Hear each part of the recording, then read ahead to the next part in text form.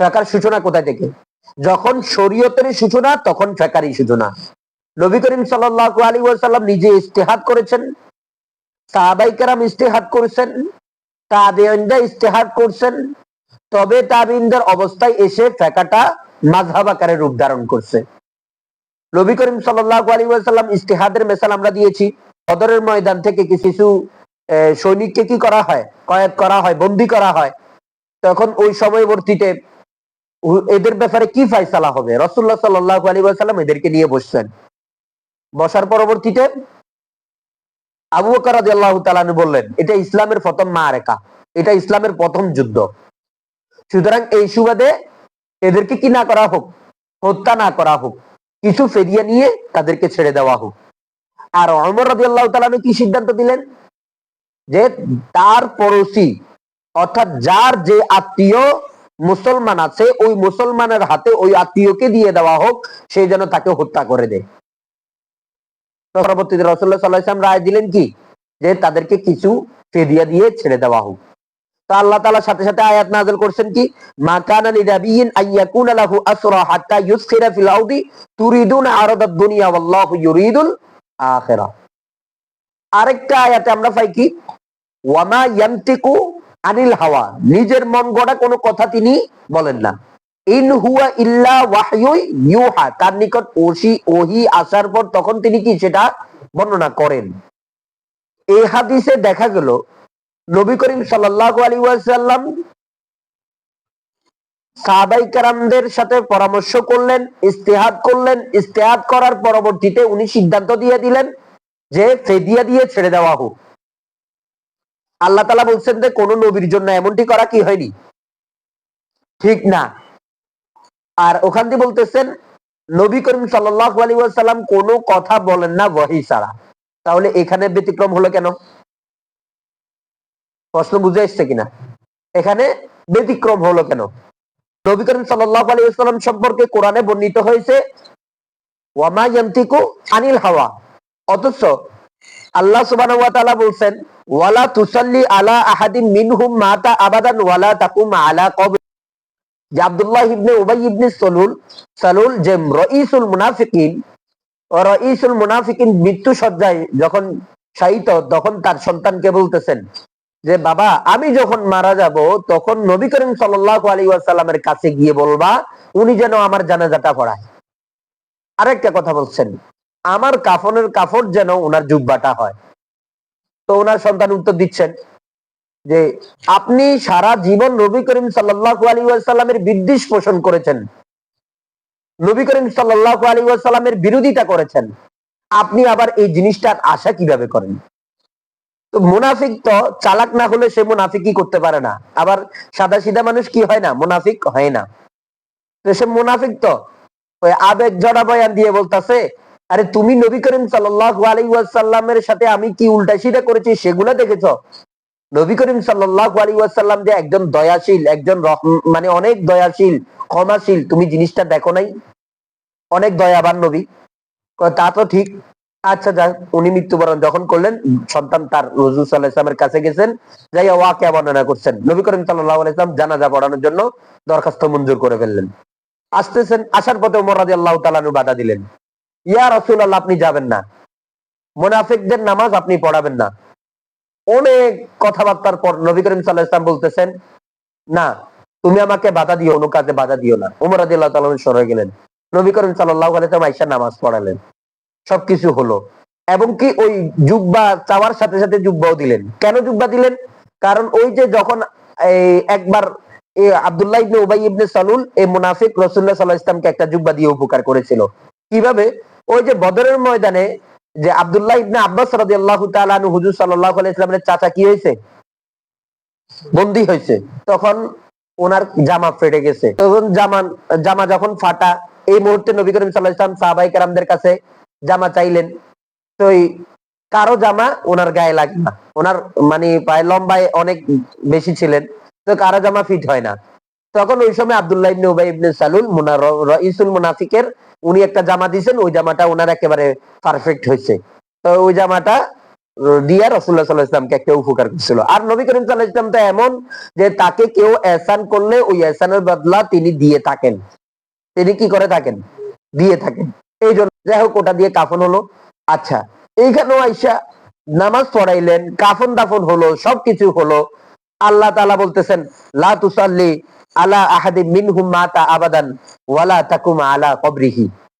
এটাও তো আল্লাহর মানসার বিপরীত দেখা যাচ্ছে।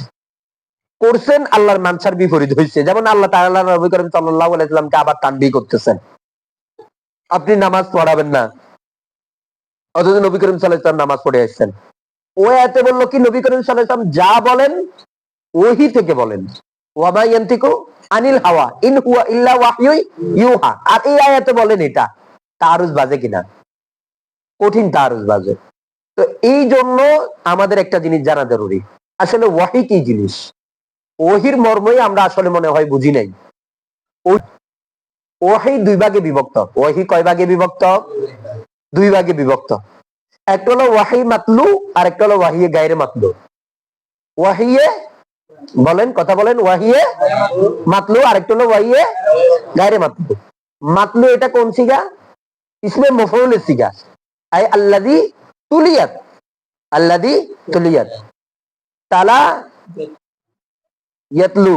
তো আল্লাহ সুবহানাহু ওয়া তাআলা আলফাজ জিবরাইল আলাইহিস সালামকে দিয়ে দিয়েছেন, মাজমুন জিবরাইল আলাইহিস সালামকে দিয়ে দিয়েছেন। জিবরাইল আলাইহিস সালাম তালা আলা রাসূলি মুহাম্মদ সাল্লাল্লাহু আলাইহি ওয়াসাল্লাম, মুহাম্মদ সাল্লাল্লাহু আলাইহি ওয়াসাল্লামের নিকটে এসে তেলাওয়াত করলেন। সুম্মা তালা মুহাম্মদ সাল্লাল্লাহু আলাইহি ওয়াসাল্লাম আলা ওয়াসহাবিহি, নবী করিম সাল্লাল্লাহু আলাইহি ওয়াসাল্লাম এটা সাহাবায়ে কেরামদের কাছে বর্ণনা করলেন। ওয়াহিয়ে গায়রে মাতলু, ওহিয়ে গায়রে মাতলু এটা আবার তিন ভাগে ধরেন বিভক্ত। ওহিয়ে গায়রে মাতলুর ভিতরে যেটা আল্লাহ তাআলার পক্ষ থেকে হতে পারে অথবা রাসূলুল্লাহ সাল্লাল্লাহু আলাইহি ওয়াসাল্লামকে যে সালাহিয়ত, যে কামালিয়ত, ওনার এই নবুয়তের সালাহিয়তের মাধ্যমে তিনি এটা সমাধা দিতে পারেন। এক নম্বর হলো হাদিসে কুদসি। এক নম্বর হলো কি? হাদিসে কুদসি। হাদিসে কুদসি যেটা আল্লাহ তাআলার দিকে নিসবত করে বলা হয়, অর্থাৎ কি? ক্বালাল্লাহু তাবারাকা ওয়া তাআলা ওয়া ইয়ারবিহি আন রাব্বিহি আযজা ওয়া জাল্লা। ঠিক আছে কিনা? ক্বালাল্লাহু তাবারাকা ওয়া তাআলা বলতেছেন কে? রাসূলুল্লাহ সাল্লাল্লাহু আলাইহি ওয়াসাল্লাম। রাসূলুল্লাহ সাল্লাল্লাহু আলাইহি ওয়াসাল্লাম বলে কি? তাবারাকা ওয়া তাআলা, ক্বালাল্লাহু তাবারাকা ওয়া তাআলা আন রাব্বিহি আযজা ওয়া জাল্লা। নবী করিম সাল্লাল্লাহু আলাইহি ওয়াসাল্লাম বর্ণনা করতেছেন কার দিকে নিসবত করে? আল্লাহর দিকে নিসবত করে। এরকম হাদিসে কুদসি অসংখ্য আছে। এরকম হাদিসে কুদসি বর্ণনা করার সময় কার দিকে নিসবত করে বর্ণনা করা হয়? আল্লাহ তাআলার দিকে। অর্থাৎ এই হাদিসে কুদসি আল্লাহ সুবহানাহু ওয়া তাআলার পক্ষ থেকে হুজুর সাল্লাল্লাহু আলাইহি ওয়াসাল্লামের নিকট পাঠানো হয়, যেটার ভিতরে কি আল মাজমুনু মিনাল্লাহ ওয়া তাবিরু মিন রাসূলিল্লাহ। আর হাদিসে মাতলুর ক্ষেত্রে পুরো আলফাজ কার? হাদিসে মাতলু, হাদিসে মাতলুর ক্ষেত্রে কার? আলফাজ কার? আল্লাহ সুবহানাহু ওয়া তাআলা। তবে এই আলফাজটা কার মুখ থেকে বের হয়েছে? রাসূলুল্লাহ সাল্লাল্লাহু আলাইহি ওয়াসাল্লাম থেকে বের হয়েছে। ঠিক আছে কিনা? আর হাদিসে কুদসির ক্ষেত্রে মজমুন কার? আল্লাহ তাআলার, তাবির কার?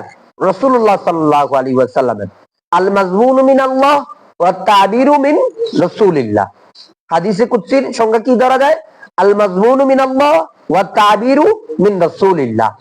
অর্থাৎ আল্লাহ তাআলার পক্ষ থেকে যে মাজমুন এসেছে, নবী করিম সাল্লাল্লাহু আলাইহি ওয়াসাল্লাম আল্লাহ তাআলার দিকে নিসবত করে ওটা উম্মতের মাঝে শুধুমাত্র ব্যক্ত করেছেন। এটাকে কি বলা হয়? হাদিসে কুদসি বলা হয়। আমাদের কাছে প্রচলন কি নামে? হাদিসে কুদসি নামে।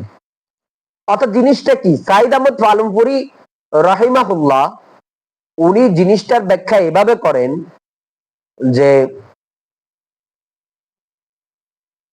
আমি একটা কিতাব লিখলাম,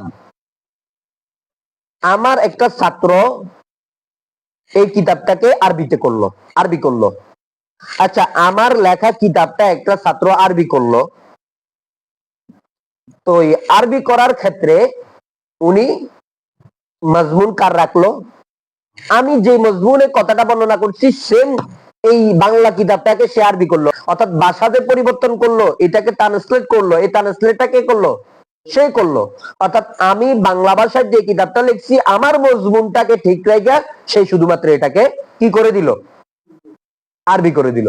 তো হাদিসে কুদসিটাও সেম এরকম, যে আল্লাহ সুবহানাহু ওয়া তাআলার পক্ষ থেকে যে মজমুন এসেছে ওই মজমুনটাকে নবী করিম সাল্লাল্লাহু আলাইহি ওয়াসাল্লাম শুধুমাত্র তাবির করছে। সেটাকে বলা হয় কি? আল মাজমুনু মিনাল্লাহ ওয়া তাবিরু মিন রাসূলিল্লাহ। এরপরে আসেন আরেকটা সংজ্ঞা, যেটা আপনারা হয়তো শুনেন নাই আগে, নতুন শুনতেছেন। একটা হলো ওয়াহিয়ে তাওকিফি, আরেকটা হলো ওয়াহিয়ে তাওফিকি। একটা হলো কোপ দিয়া, আরেকটা হলো কি দিয়া? পা দিয়া। ওয়াহিয়ে তাওকিফি, আরেকটা হলো ওয়াহিয়ে তাওফিকি। ওয়াহিয়ে তাওফিকি আই মিন জানিবিল্লাহ, অর্থাৎ আল্লাহ সুবহানাহু ওয়া তাআলার পক্ষ থেকে নবী করিম সাল্লাল্লাহু আলাইহি ওয়াসাল্লামের দিলে এই জিনিসটাকে আল্লাহ সুবহানাহু ওয়া তাআলা এলকা করে দিয়েছেন। ওই এলকা করার পরবর্তীতে নবী করিম সাল্লাল্লাহু আলাইহি ওয়াসাল্লাম উম্মতের মাঝে ওটা সমাধান দিয়েছেন, উম্মতের মাঝে সেটা ব্যক্ত করছেন। এলকা কার পক্ষ থেকে? আল্লাহর পক্ষ থেকে। অথবা অথবা তাকে যে ইখতিয়ার অথবা নবুয়তের যে সালাহিয়ত, ওই নবুয়তের সালাহিয়ত এর উপর ভিত্তি করে তিনি এটা সমাধান দিয়েছেন। এরকম হাদিস হাজার হাজার হাজার হাজার। যেরকম ইন্নামাল আমালু বিন্নিয়াত, যে হাদিসটা, এটা আল্লাহ সুবহানাহু ওয়া তাআলার দিকে নিসবত করে তিনি বর্ণনা করেননি, বরং হয়তো সেটা এই বিষয়টা আল্লাহ সুবহানাহু ওয়া তাআলার পক্ষ থেকে তার দিলের ভিতরে এলকা করা হয়েছে, তার কলবে আথারের ভিতরে এলকা করা হয়েছে। এলকা করার পরবর্তীতে সেটা উম্মতের মাঝে বর্ণনা করছেন। অথবা তার ভিতরে যে ইখতিয়ার দেওয়া হয়েছে, যে কোনো বিষয়ের সমাধান দেওয়ার ক্ষেত্রে তাকে যে ইখতিয়ার দেওয়া হয়েছে, ওই ইখতিয়ারের ভিত্তিতে অথবা তাকে যে নবুয়তের সালাহিয়ত দেওয়া হয়েছে, ওই নবুয়তের সালাহিয়তের ভিত্তিতে তিনি জিনিসটা সমাধান দিয়েছেন। আমার কথাটা বুঝাইছে কিনা? এটা হলো কি? ওয়াহিয়ে তাওকিফি। এটা হলো কি? ওয়াহিয়ে। আরেকটা হলো ওয়াহিয়ে তাওফিকি। ওয়াহিয়ে তাওফিকি। ওয়াহিয়ে তাওফিকি লাম ইয়ানজিল মিন আল্লাহি তাবারাকা ওয়া তাআলা শাইউন বাল ক্বালাহু রাসূলুল্লাহ সাল্লাল্লাহু আলাইহি ওয়াসাল্লাম বিতাওফিকিল্লাহি ওয়া বিআউনিহি ওয়া বিইখতিয়ারি রাসূলিল্লাহ সাল্লাল্লাহু আলাইহি ওয়াসাল্লাম মা আতাহুল্লাহু তাআলা বিমানসাবিন নবুওয়া।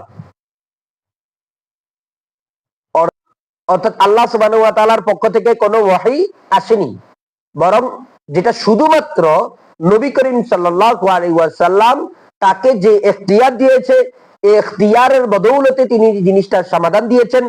অথবা তাকে যে নবুয়তের সালাহিয়ত দিয়েছে, ওই আল্লাহ তাআলার পক্ষ থেকে যে মানসাবে নবুয়তের সালাহিয়তের দিক থেকে তিনি জিনিসটা কি করেছেন? বর্ণনা করেছেন, যেটার উপর কি হন? আল্লাহ সুবহানাহু ওয়া তাআলা সন্তুষ্ট হন, এমন জিনিস তিনি কি করছেন? বর্ণনা করছেন। ওয়াহিয়ে তাওফিকি মানে কি বুঝে আসছে? যেটা আল্লাহ তাআলার পক্ষ থেকে কোনো কিছুই করা হয়নি, আল্লাহ তাআলার পক্ষ থেকে ওয়াহিও আসেনি, আল্লাহ তাআলার পক্ষ থেকে তার কলবে আথারের ভিতরে এলকাও করা হয়নি, বরং তিনি যেটা তার নবুয়তি সালাহিয়তের ভিত্তিতে অথবা তার ইখতিয়ারিয়তের ভিত্তিতে তাকে যে ইখতিয়ার দেওয়া হয়েছে, এই ইখতিয়ারের ভিত্তিতে তিনি কি করছেন? জিনিসটা উম্মতের মাঝে বর্ণনা করছেন। জাস্ট শুধু এতটুকু কথা। এটা আবার তিন ভাগে হতে পারে। হয়তো এটা তিনি যে নবী যে ইখতিয়ারের ভিত্তিতে যে সমাধানটা তিনি দিয়েছেন, যেই হয়েছে এটা আল্লাহ তাআলার মানসার বিপরীত হয়েছে, বিপরীত হওয়ার পরবর্তীতে সাথে সাথে আল্লাহ সুবহানাহু ওয়া তাআলা এটা তাকে আবার কি করেছেন? শুধরিয়ে দিয়েছেন। আল্লাহ সুবহানাহু ওয়া তাআলা এটা তাকে কি করেছেন? শুধরিয়ে দিয়েছেন।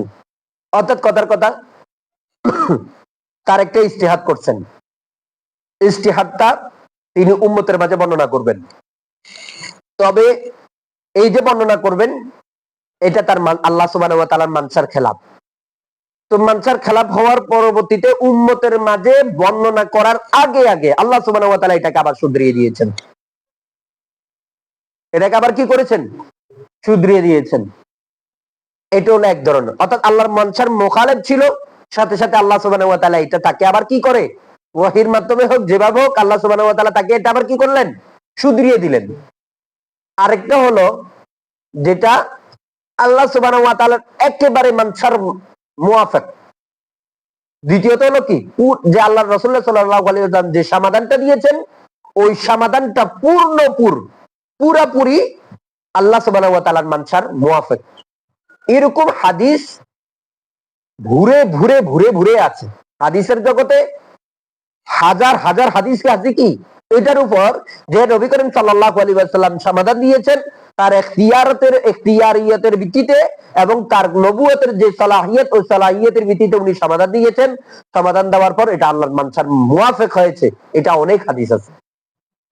আর এক ধরনের হাদিস আছে হাদিসে তৌফিক, ওয়াহিয়ে তৌফিকের মধ্যে এমন কিছু কথা আছে নবী করিম সাল্লাল্লাহু আলাইহি ওয়াসাল্লামের পক্ষ থেকে যে সমাধান এসেছে, যেটা মিনওয়াজিন মুওয়াফিক, মিনওয়াজিন মুখালিফ। মিনওয়াজিন কি? মুওয়াফিক, মিনওয়াজিন মুখালিফ। মিনওয়াজিন মুওয়াফিক, মিনওয়াজিন মুখালিফ জিনিসটা কি? মিনওয়াজিন মুওয়াফিক, মিনওয়াজিন মুখালিফ জিনিসটা হলো যে, অর্থাৎ কিছুক্ষণ সময়ের জন্য এটা আল্লাহ সুবহানাহু ওয়া তাআলার মুওয়াফিক ছিল, মানসার মুওয়াফিক ছিল, কিছুক্ষণের পরবর্তীতে এটা আল্লাহ সুবহানাহু ওয়া তাআলার মানসার মুখালিফ হয়ে গেছে। যখন আল্লাহ সুবহানাহু ওয়া তাআলার মানসার মুওয়াফিক ছিল, তখন এটা নবী করিম সাল্লাল্লাহু আলাইহি ওয়াসাল্লাম কাজটি করেছেন। যখন মানসার মুখালিফ হয়ে গিয়েছে, তখন সাথে সাথে কাজটি থেকে আবার বিরত থাকতে বলছেন। যেমন বদরের কয়দীদেরকে যখন নবী করিম সাল্লাল্লাহু আলাইহি ওয়াসাল্লাম এই বদরের কয়দীদের সম্পর্কে যখন ইজতিহাদ করলেন, ইজতিহাদ করা হলো, সমাধান দেওয়া হলো, সমাধান দেওয়ার পরবর্তীতে আল্লাহ সুবহানাহু ওয়া তাআলার পক্ষ থেকে ওহী আসলো। আব্দুল্লাহ ইবনে উবাই ইবনে সালুলের জানাজা যখন নবী করিম সাল্লাল্লাহু আলাইহি ওয়াসাল্লাম পড়াইলেন, পড়ানোর পরবর্তীতে আল্লাহ সুবহানাহু ওয়া তাআলার পক্ষ থেকে ওহী আসলো। আচ্ছা, আল্লাহ সুবহানাহু ওয়া তাআলা জানাজার নামাজ পড়ানোর পরবর্তীতে এবং কয়দীদেরকে তাদেরকে কি মুক্ত করে দেওয়ার পরবর্তীতে কেন ওহী আসলো? ওহী তো আগেও আসতে পারতো, জানাজা নামাজ পড়ানোর আগে ওহী আসতে পারতো না? তো আল্লাহ সুবহানাহু ওয়া তাআলার মানসার মুওয়াফিক ছিল, এই জন্য ওহী আসেনি। যখন মানসার মুখালিফ হয়েছে তখন ওহী আসছে। তাহলে মিনওয়াজিন মুখাফিক, মিনওয়াজিন মুখালিফ। আমার কথা বুঝছেন কিনা আপনারা? তাহলে এই ওহীর এই ব্যাখ্যার মাধ্যমে আমাদের সকল সমস্যার সমাধান হয় কিনা? সবচেয়ে বড় বিষয় যেটা ক্লিয়ার হয়, সেটা নবী করিম সাল্লাল্লাহু আলাইহি ওয়াসাল্লামের ইসমতে আম্বিয়াটা কি বেশি প্রকাশ পায়। অর্থাৎ নবী করিম সাল্লাল্লাহু আলাইহি ওয়াসাল্লাম যে মাসুম, এই ব্যাখ্যার মাধ্যমে একেবারে ক্লিয়ারলি হয়ে যায় নবী করিম সাল্লাল্লাহু আলাইহি ওয়াসাল্লাম কি মাসুম।